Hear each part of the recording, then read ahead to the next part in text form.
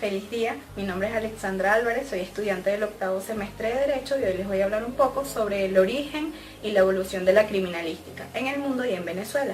Pero lo primero que debemos tomar en cuenta es qué es la criminalística, cuáles son sus objetos y sus características. La criminalística es la ciencia que se ocupa de la investigación criminal.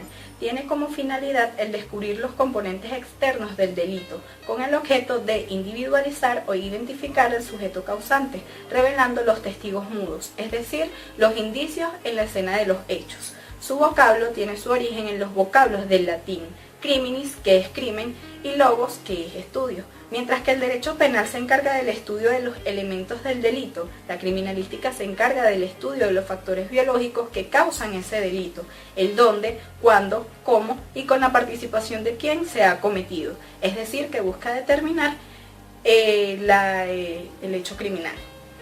La criminalística tiene diferentes objetos. Está el objeto material, el objeto general y el objeto formal. El objeto material estudia las evidencias físicas localizadas en el sitio del suceso.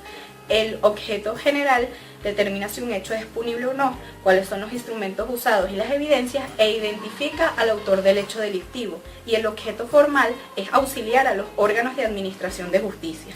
Sus características.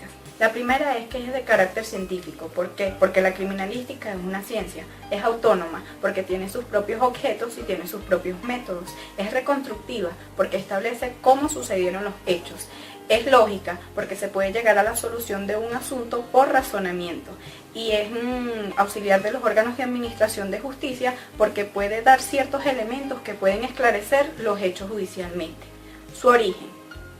En 1809 en Europa, en pleno proceso de la industrialización, se produjo un desbordamiento del delito y del crimen, en el que la policía francesa no encontró métodos para combatir la delincuencia y no encontró más alternativas que las de contratar los servicios del delincuente más peligroso de Francia, un homicida, desertor y defraudador, Francois Vidocq, quien creó una red informativa de infiltrados en cárceles, tabernas y subsurbios, en las que sabía cuándo los delincuentes realizarían sus acciones, sus ejecuciones y con la ayuda de quién.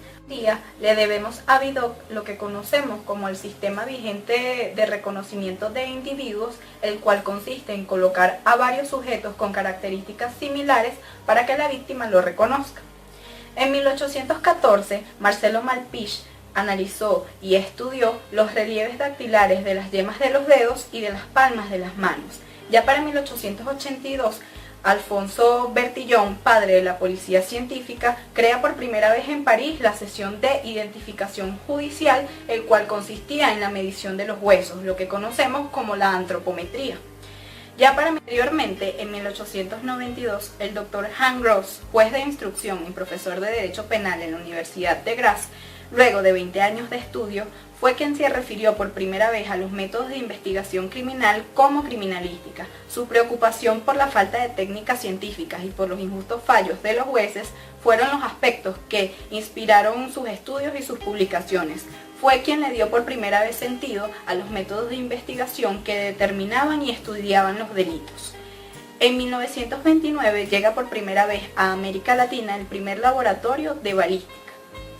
En Venezuela, la confesión era constituida como uno de los medios de prueba más fuertes, la cual era la preferida por los promocionantes del sistema inquisitivo, en donde se pregonaba que a confesión de partes, relevo de pruebas.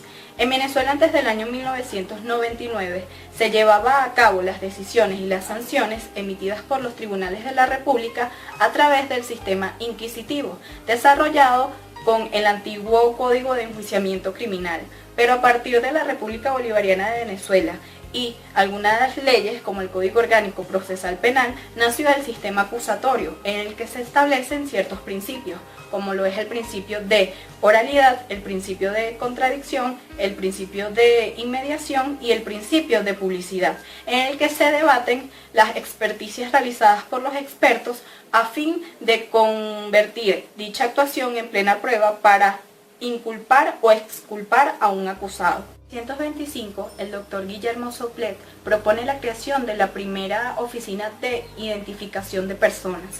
En 1935, el gobierno de Juan Vicente Gómez crea la nueva Oficina de Investigación Criminológica en Caracas. En 1958 se crea la primera Escuela Nacional de Policía Judicial. En 1960 se crea la División General de Técnica Policial. En 1983 se crea el primer Instituto Universitario de Policía Científica.